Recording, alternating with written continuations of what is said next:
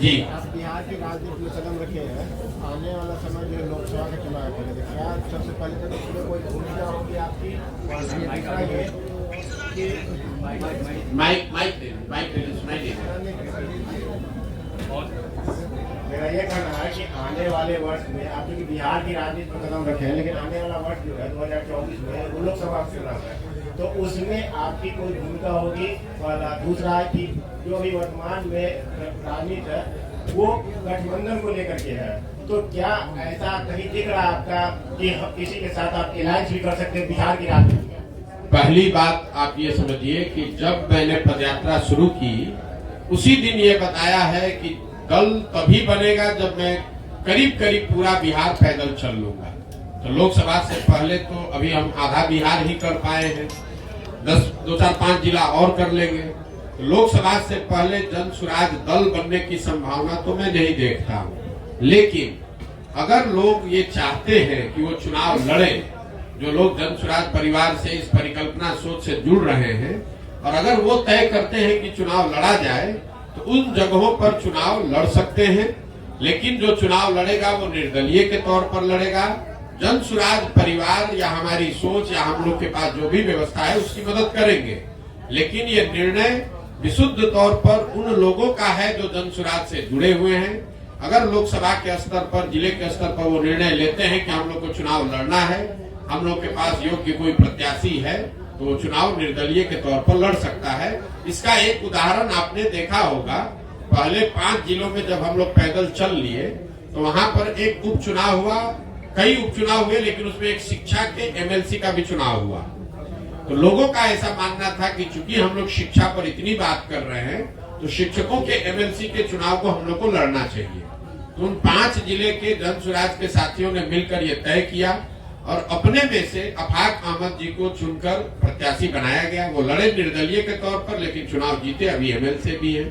तो लोकसभा में ये संभव है कि जन स्वराज के जो साथी जिन जिलों में हम लोग पदयात्रा कर चुके या जहां पर वो संगठन बन गया है, वहां पर अगर वो तय करते हैं कि चुनाव लड़ना है, उनके पास उनकी नजर में कोई योग्य उम्मीदवार होगा तो वो उम्मीदवार निर्दलीय के तौर पर लड़ सकता है। जन स्वराज दल के तहत कोई चुनाव लड़ने की अभी संभावना नहीं है। दल तभी बनेगा जब मैं पूरे बिहार की या ज्यादातर बिहार की पदयात्रा पूरी कर लूंगा। दूसरा आपने कहा गठबंधन की, तो कोई संभावना नहीं है, इसको लिख लीजिए बिल्कुल बोल्ड शब्द में। ये जन स्वराज की जो पूरी परिकल्पना है, इसमें कोई गठबंधन की संभावना किसी तरह की, किसी दल किसी व्यक्ति से है ही नहीं। ये नई व्यवस्था बनाने की बात है। ये एमएलए जीतने का, एमपी जीतने का, चुनाव लड़ने का अभियान नहीं है। बिहार में व्यवस्था परिवर्तन के लिए इतना बड़ा संघर्ष हमने शुरू किया है।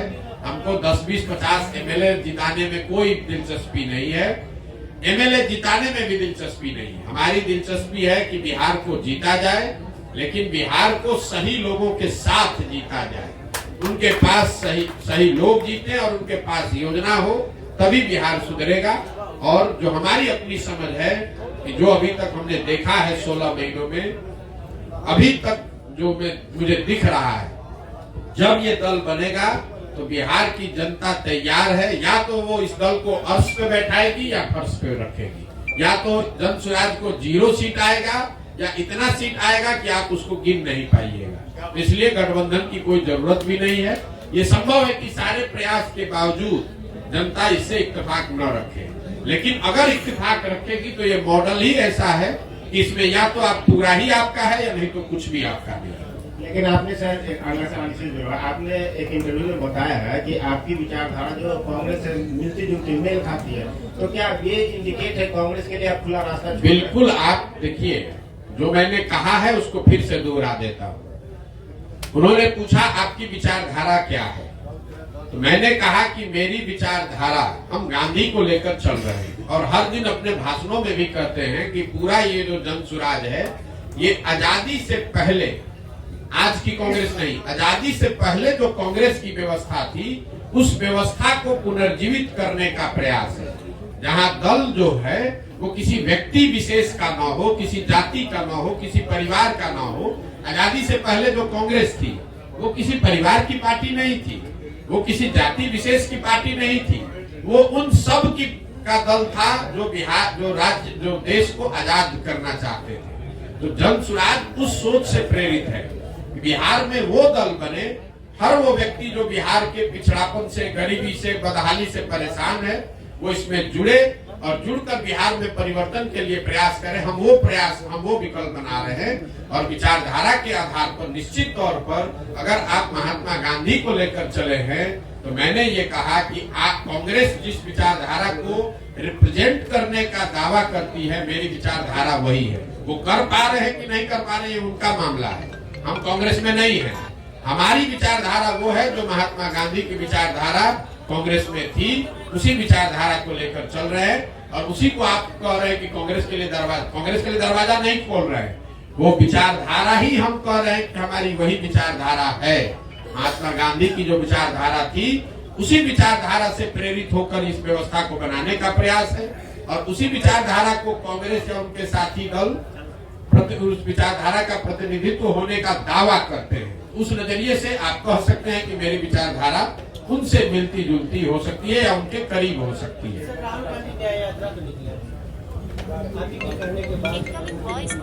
नहीं, राहुल गांधी तो बहुत बड़े नेता हैं, उनको हमारे कहने की और सुझाव की क्या जरूरत है।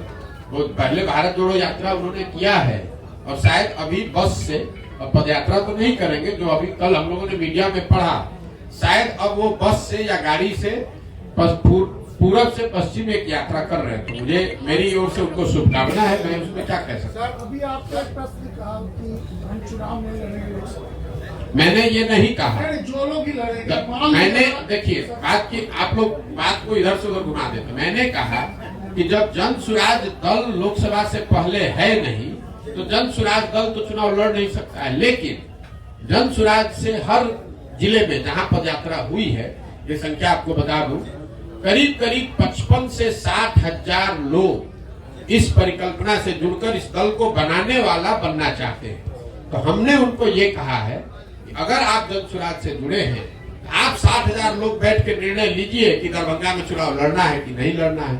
अगर वो निर्णय लेंगे और उनके पास इस विचारधारा के मानदंडों के हिसाब से कोई चेहरा मिल जाए उम्मीदवार के तौर पर, तो उसको हर हालत में पूरी मजबूती से निर्दलीय के तौर पर लड़ाया जाएगा। लेकिन अगर किसी कारण से आपको चुनाव नहीं हो पाता, हमारे जिला की बात है, दरभंगा लोकसभा में नहीं हो पाता, कोई नहीं लड़ेंगे, कोई हड़बड़ी नहीं। लेकिन जो आपके साथ जुड़े हुए लोग हैं, हाँ, उनको आप क्या कहेंगे? किन पार्टी को? कोई दिक्कत कुछ नहीं कहेंगे। आप अपने वो आपको आइडियल मान चुके हैं। अपने विवेक के अनुसार आप जहां भी चाहें आप वहां वोट कर सकते हैं। मान लीजिए कि आप कांग्रेस की विचारधारा में यकीन रखते हैं और कांग्रेस वहां चुनाव नहीं लड़ती है। कई ऐसी जगह है जहां कांग्रेस की विचारधारा में यकीन रखने वाले लोग हैं, लेकिन कांग्रेस पार्टी वहां भी चुनाव नहीं लड़ती है।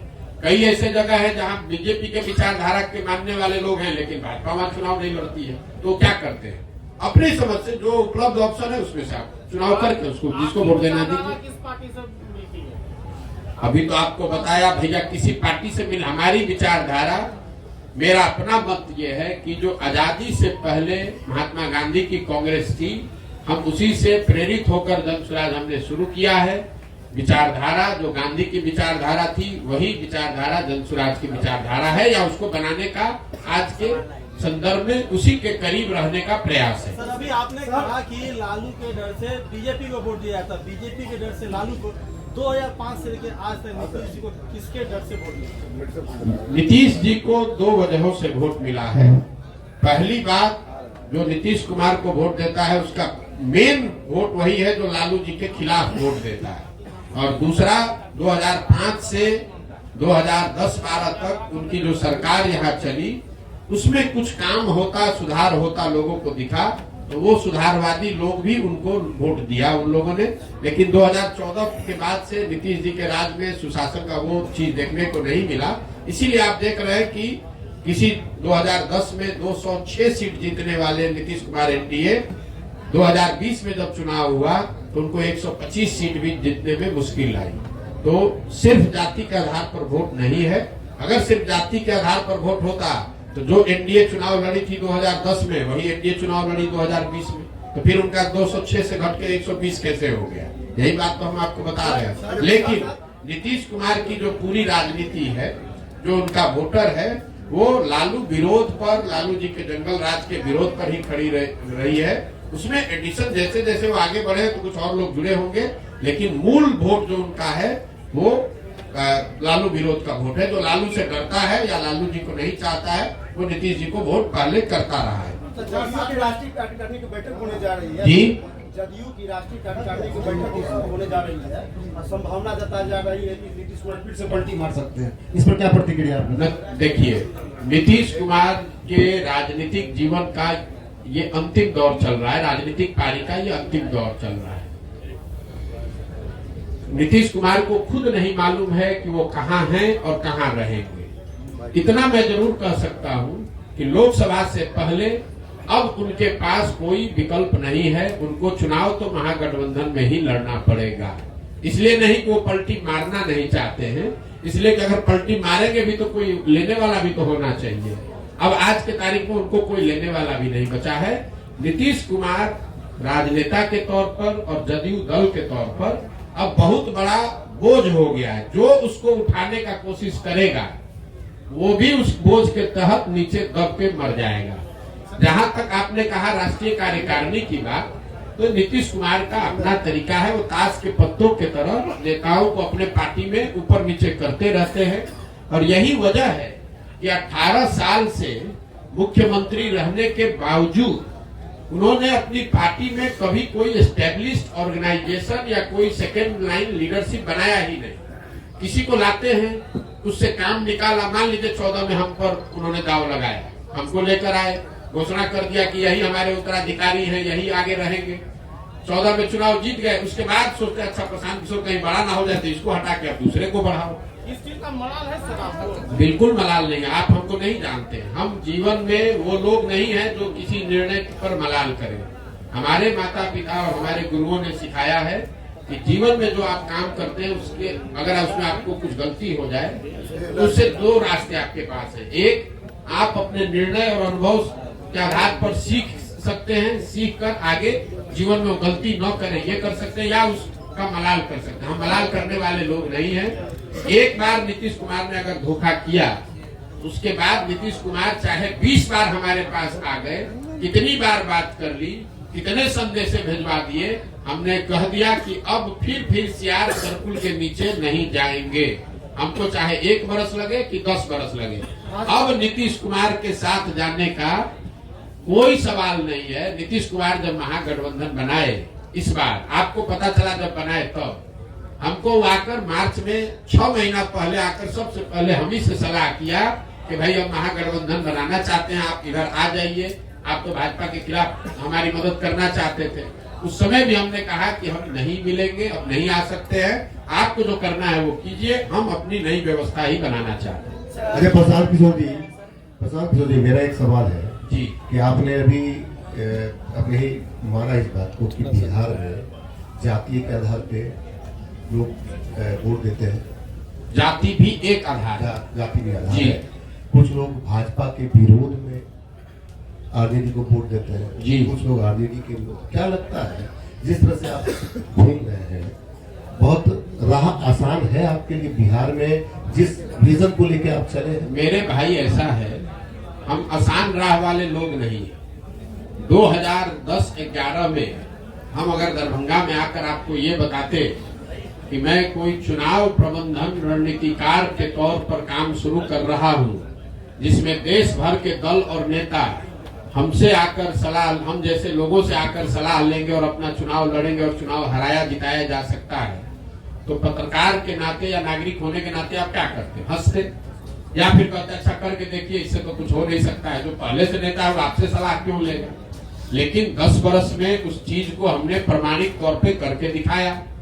मान लीजिए कि हमने भाजपा की मदद की, वो जीते। कुछ लोगों ने माना हाँ भाई इनमें दम है, कुछ लोगों ने कहा भाई इनका क्या था, वो तो मोदी जी का दम था। फिर जब 2015 में भाजपा को यहाँ हरा दिया तो कुछ और लोगों ने माना कि नहीं भाई कुछ तो ये लड़का जरूर जानता है। लेकिन कई लोगों ने कहा भाई इसमें इनका क्या है, तो लालू नीतीश का करिश्मा था। फिर जाके पंजाब जीते तो लोगों ने कहा ना भाई कुछ तो जरूर जानता होगा, तभी पंजाब भी जीत गए। तेलंगाना जीते, आंध्रा जीते, तमिलनाडु जीते, महाराष्ट्र जीते, दिल्ली जीते, वेस्ट बंगाल जीते, तब ना लोग मान रहे हैं कि भैया इनको चुनाव लड़ाने आता है। एक दिन में तो आप माने नहीं है।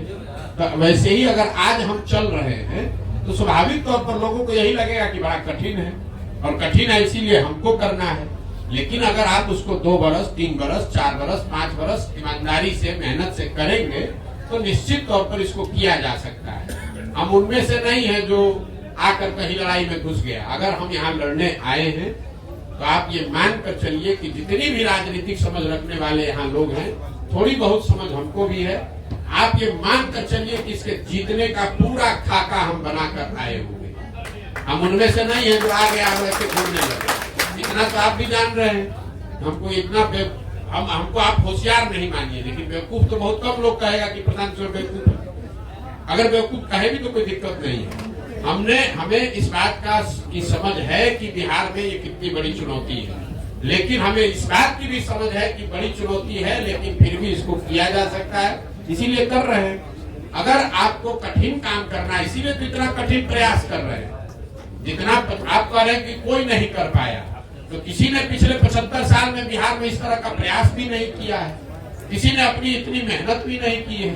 तो हमको मालूम है कि कठिन काम है, इसलिए ज्यादा मेहनत करना पड़ेगा।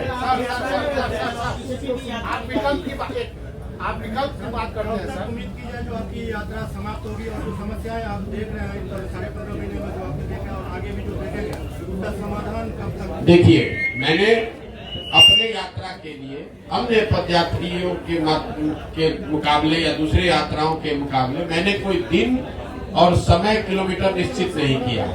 मेरा संकल्प है कि मुझे पूरा बिहार करना है। करने में 1 बरस लगे या 3 बरस लगे, हम उसको ईमानदारी से कर रहे हैं।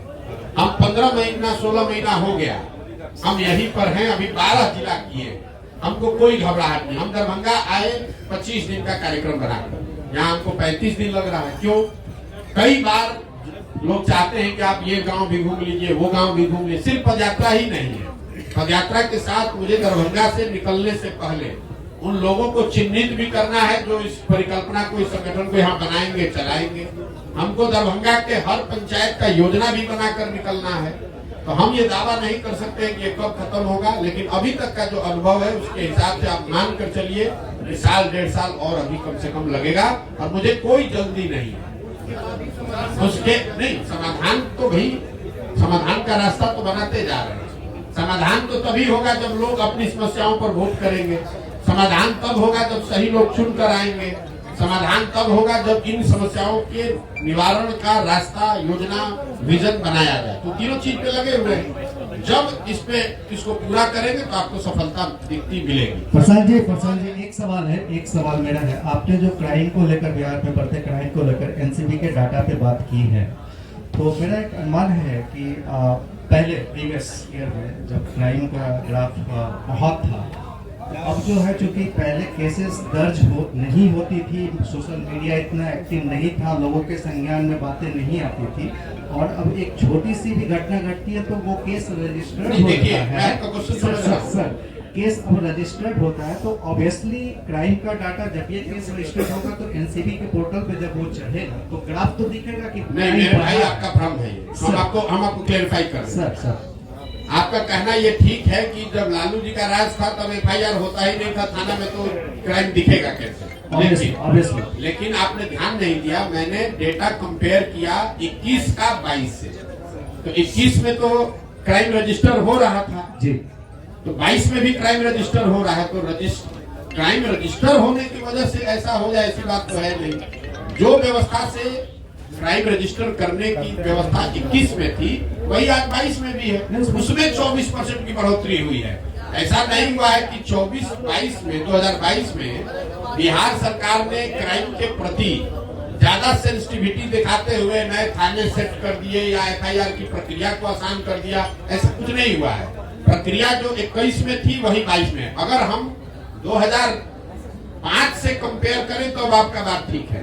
हम तो 21 को 22 को 21 से कंपेयर कर रहे हैं, और उसमें क्राइम रजिस्टर करने की जो व्यवस्था है उसमें कोई आमूलचूल परिवर्तन नहीं लाया गया है।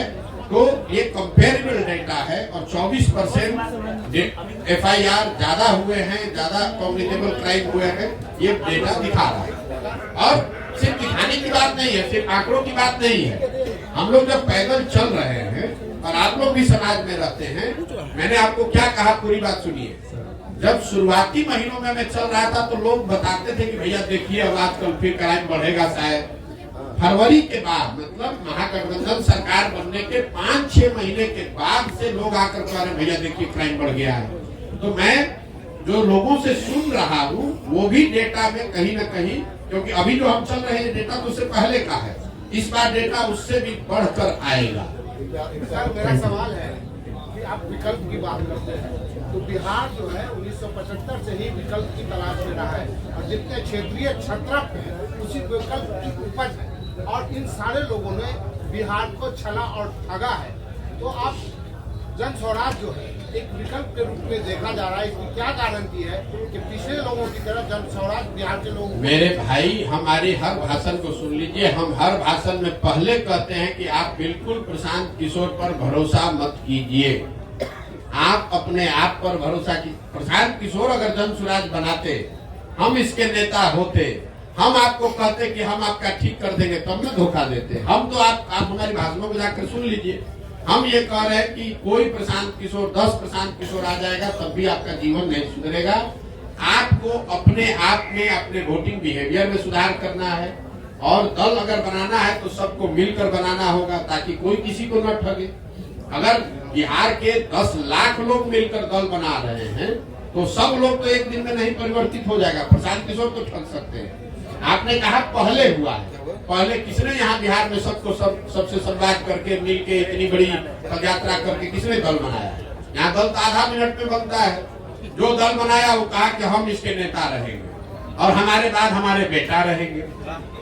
दल तो यहाँ ऐसे ही बनता है। बिहार के लोगों से बातचीत करके कोई दल बना हो, आप हमको बता दीजिए, हम मान लेंगे कि हमारी गलती है। प्रशांत जी मेरा दो सवाल है।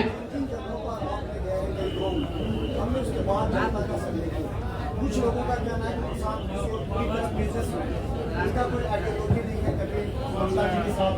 कभी ममता जी के साथ उनका होता है तो कभी बीजेपी के साथ, फिर महागठबंधन के साथ। किसी न किसी व्यक्ति का तो एक आइडियोलॉजी होना ही चाहिए। एक बिजनेसमैन का कोई आइडियोलॉजी नहीं हो सकता। तो जनता कह रही है कि प्रशांत किशोर, पप्पू यादव, विकास वैभव और प्रशांत किशोर इस तरह एक टीम बनाकर काम कर रहे हैं जो कहीं ना कहीं महागठबंधन या फिर बीजेपी से समझौता करने की बात करेंगे। देखिए मेरे भाई, ऐसा है कि हमारा काम ही हमारी पहचान है। हम किसी मुख्यमंत्री प्रधानमंत्री के लड़के नहीं हैं और आप क्या करते हैं हमको मालूम नहीं है, लेकिन जो बिजनेस करता है उसकी कोई आइडियोलॉजी नहीं है। ये आपकी समझ है, ये समाज की समझ नहीं है और इसमें सच्चाई भी नहीं है। मान लीजिए एक बार को आपकी बात मान लेते हैं कि हम बिजनेस करते थे। हम बिजनेस करते थे ना, चोरी नहीं न करते थे, किसी का लूटे नहीं न है, कहीं भ्रष्टाचार नहीं न किए हैं। अपने दिमाग से, अपने हुनर से, अपनी मेहनत से हमने बिहार का, जहां आप जाकर मजदूरी करते हैं उन राज्यों में जाकर हमने बिहार का झंडा गाड़ा है, वहां बिहार का झंडा बुलंद किया है। आप बहुत आइडियोलॉजी वाले हैं, आप बहुत आइडियोलॉजी वाले हैं, तो आपके बच्चे जाकर वहां ठेला पर सब्जी बेच रहे हैं। हमारी आइडियोलॉजी नहीं है तो उन्हीं राज्यों में जाकर हम वहां के राजा को बनाते हैं। तो आपको तय करना है कि आपको किसके साथ रहना है और मेरी आइडियोलॉजी क्या है, इसको समाज को जांचने दीजिए। स्वाभाविक है बहुत लोगों को अच्छा नहीं लगेगा, तो न लगे उससे क्या दिक्कत है। जब देश आजाद हुआ, प्रशांत किशोर तो बहुत छोटे आदमी हैं, जब देश आजाद हुआ जिस दिन 15 अगस्त 1947 को, उस दिन भी इसी देश के हजारों ऐसे लोग होंगे जो अंग्रेजों से सैलरी लेकर उनके साथ काम कर रहे थे। उनको तो महात्मा गांधी पर भरोसा नहीं था, उनको देश की आजादी पर भरोसा नहीं था। तो ये तो समाज है। कभी 100% लोग तो आपसे, समाज में 100% लोग तो आपकी बात से सहमत नहीं होंगे। हम अपना काम कर रहे हैं, लोग सहमत हो न हो ये उनकी पीड़ा है, उनकी समझ है, हमें उसकी ज्यादा चिंता नहीं है। आप ज्यादा व्यथित न हो, हमको इतनी समझ है कि कितना लोग समझ रख रहे हैं, नहीं रख रहे हैं। अगर समझ नहीं रख रहे हैं और हर आदमी हमको गलत ही कह रहा है तो आखिर सुबह से शाम तक 2 बजे रात तक हमसे मिलने आ कौन रहा? ये भी आप पत्रकार होने के नाते आपको पूछना चाहिए। उनका देखिए, उनका ये कहना था कि जैसे अलग अलग स्टेट में आपकी अलग अलग। अरे भाई, हमने 10 बरस काम किया है, हमने आपको गिनवाया, वही काम हमारी पहचान है, तभी ना आप यहाँ बैठे हुए हैं। यहाँ 15 महीना नहीं 15 साल पैदल चल के आएगा तो कोई पत्रकार आएगा सुनने? आप भी इसीलिए आए हैं कि आपको मालूम है कि ये प्रशांत किशोर है, अगर ये प्रयास कर रहा है तो यहाँ ठोक कर जाएंगे सबको, चिंता मत कीजिए। चुनावी रणनीतिकार अपने आपको कहते हैं, जितने जगह आपने बिहार में भ्रमण किया अभी तक, तो क्या 2024 का चुनाव जो होने वाला है उसमें धनों पे प्रभाव पड़ेगा? जितने जगह हम जब चुनाव ही नहीं लड़ रहे तो आप नहीं लड़ रहे हैं। आप सुन लीजिए बात, 2025 का चुनाव होने दीजिए, उसके बाद आप उनको खोजिएगा मिलने के लिए कि प्रभाव क्या पड़ा नहीं पड़ा। हमारा जो ट्रैक रिकॉर्ड है, लोग हमको जब चुनाव का परिणाम आता है तब खोजते हैं कि कौन है। जब तक चुनाव का परिणाम नहीं आता है तो सब आदमी यही कहता है कौन है प्रशांत किशोर, तो बिजनेसमैन है, ये तो एनजीओ चलाता है, ये तो लैपटॉप चलाता है। और जब परिणाम आता है तो कहता अच्छा यही है प्रशांत किशोर। तो यही बिहार में भी होगा 25 में। एक सवाल मेरा आखिरी है, इसको भी आपको लगता है ना कि जो बहुत बड़ा राजनीति का समझ है, उसको भी प्राइवेट में जाकर पूछ लीजिएगा, जिसको दम हो बिहार में, जिसको भी दम है उसको खुली चुनौती दे रहे हो, खाली कह दे कि हमको भैया ये चुनाव हम लड़ेंगे प्रशांत किशोर के खिलाफ पूरा बिहार में, जिसको दम है कि हम आके सामने कहते हैं हम लड़ाते हैं, जरा जीत के दिखा दे, जिसको दम है। खुला चुनौती दे रहे हैं तीनों दल का जो नेता बिहार का कोई क्षेत्र चुन ले और कहे कि भैया हमको यहाँ हरा कर दिखा दीजिए, उसको दिखा देंगे कि कैसे चुनाव लड़ा जाए। हमको किसी से सर्टिफिकेट की जरूरत नहीं है, हम यहाँ चुनाव लड़ने नहीं आए हैं, हम बिहार में अपना जीवन खपा रहे हैं इस राज्य को सुधारने के लिए। सुधरे न सुधरे वो समय बताएगा। चुनाव को लेकर हमको बिहार के टुटपुंजिया नेताओं से सर्टिफिकेट नहीं चाहिए। ये बिहार में जो लोग नेतागिरी करते हैं, इनके जो आका है उनकी जब गाड़ी फंसती है तो हमसे सलाह लेने आते हैं। अब उनको हम बताएंगे चुनाव कैसे लड़ा जाएगा, ये हमको बताएंगे। पप्पू यादव जी ने आरोप लगाया है, आगे बढ़े। मेरा एक प्रश्न है, एक तरफ रामलला की मूर्ति का 22 तारीख को 22 तारीख को अयोध्या में मंदिर पूर्णिमा है, दूसरे राहुल गांधी यात्रा निकाल रहे हैं। कई लोग ऐसे हैं नेता जो वहां जाने के लिए,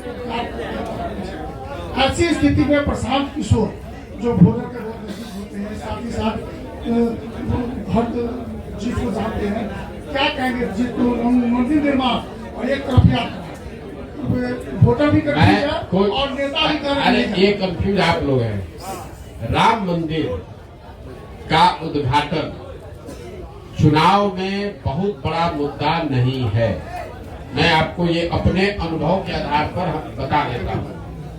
चुनाव की जितनी समझ हमको थोड़ी बहुत है, कोई एक मुद्दा जिसको आपने पहले कड़ाही पर चलाकर गुड़ बना लिया है, अब वापस से उसको चढ़ाकर समाज को उस तरीके से आंदोलित नहीं किया जा सकता है। राम मंदिर के मुद्दे पर एक बार जब आडवाणी जी सोमनाथ से चले तब एक बार उस मुद्दे पर वोट पड़ा, उसके बाद वो बहुत बड़ा मुद्दा है, लोगों के सबकॉन्शियस माइंड में है, चर्चा में है, प्रचार होगा, लेकिन वोट उस पर नहीं पड़ेगा। आप मोदी जी ने जब अपने पार्लियामेंटेरियन से, अपने सांसदों से मुलाकात की तो मोदी जी ने भी खुद कहा कि खाली राम मंदिर के नाम पर चुनाव नहीं जीता जा सकता है, क्योंकि एक बार मंडल आया तो देश में बहुत आंदोलन हुआ, लेकिन जब 5 वर्ष के बाद मंडल लागू किया गया तो किसी को पता नहीं चला। आज जब रिजर्वेशन के लिए यहाँ बिल पास हुआ तो उस पर कोई रिएक्शन नहीं है। तो समाज की इतनी समझ रखिए, काठ की हांडी या कच्ची हांडी, आप एक ही चीज को बार बार नहीं चला सकते हैं। जन आंदोलन हुआ अन्ना के समय में लोकपाल को लेकर, आज आपको लगता है कि जन लोकपाल के नाम पर आंदोलन फिर से हो सकता है? उस समय हुआ, पूरा देश अन्ना के साथ जन लोकपाल के नाम पर खड़ा हुआ। आज अगर अन्ना भी आ जाए, जन लोकपाल फिर से लेके बैठ जाए तो भी कोई नोटिस नहीं लेगा। तो राम मंदिर का उद्घाटन बहुत बड़ी घटना है, उसकी चर्चा होगी, बीजेपी उसका प्रचार प्रसार भी करेगी, उसका लाभ लेने का कोशिश भी करेगी, लेकिन वोट उस पर बहुत ज्यादा प्रभावित उसकी वजह से नहीं हो, दूसरी वजह से लोग वोट भले दे दे, वो अलग बात। राम मंदिर का निर्माण एक घटना है। बहुत बड़ी घटना है, उसका उद्घाटन बहुत बड़ी घटना है।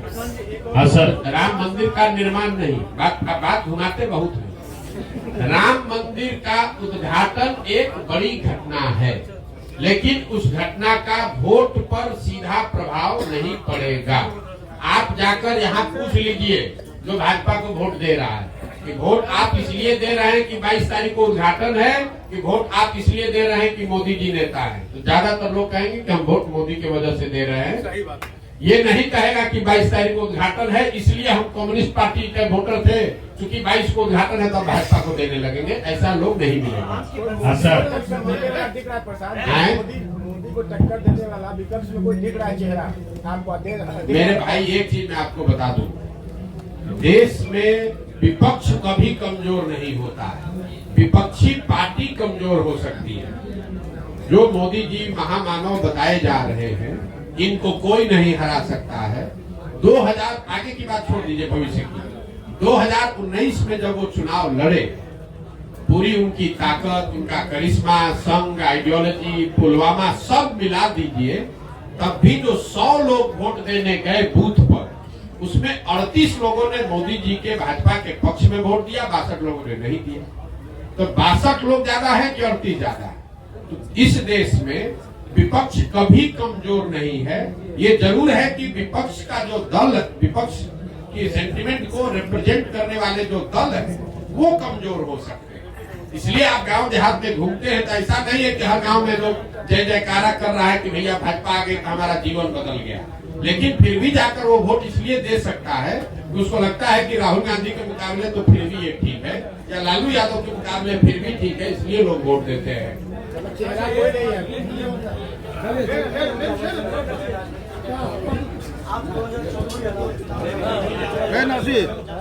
मेरा लोगो ला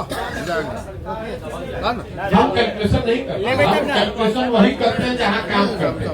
हम बंगाल में काम कर रहे थे, हमने बंगाल का कैलकुलेशन बताया। नहीं, हम कुछ आइडिया वाले नेता नहीं है। हम जो बोलेंगे बिहार के नजरिए से आपको बोल देते हैं, आप इसको हेडलाइन ले लीजिए। बिहार में लोकसभा चुनाव में जदयू को, इस बात को ध्यान रखिए, अभी महागठबंधन नहीं कह रहे हैं, जदयू को 5 सीट भी नहीं आएगा। और अगर आ जाए तो हमारी गर्दन पकड़ लीजिएगा। 5 सीट भी नहीं आएगा। और लोकसभा चुनाव के बाद जदयू एज ए राजनीतिक दल का विघटन शुरू हो जाएगा। हम उन बातों पर टिप्पणी नहीं करते हैं जिसका हमको सीधा अनुभव नहीं है। बंगाल पर हमने टिप्पणी की क्योंकि बंगाल में हम काम कर रहे थे और ठोक कर कहा कि भाजपा को 100 विधायक नहीं आएगा, 77 आया। देश भर का लोग कह रहा था 200 आएगा। तो यहाँ बिहार के नजरिए से आपको कह देते हैं जदयू को 5 सीट नहीं आएगा। 1 आए, 2 आए, 5 पार हो जाए तो आप हमारा गर्दन पकड़ लीजिएगा, बिहार की जनता के सामने खड़ा होकर माफी मांगिए। क्या नहीं, अरे टूट कुछ नहीं होता है। अभी नीतीश कुमार मुख्यमंत्री के कुर्सी पर है, टूट तो नीचे से अंदर पूरी हो गई है। अब चूंकि सत्ता में बैठे हुए हैं तो लोग उनके साथ चिपका हुआ है। लोकसभा तक इंतजार करेगा, लोकसभा का रिजल्ट आएगा, उसके बाद उस दल का विघटन शुरू हो जाएगा। क्या इससे फर्क पड़ता है कौन रहेगा कौन हटेगा?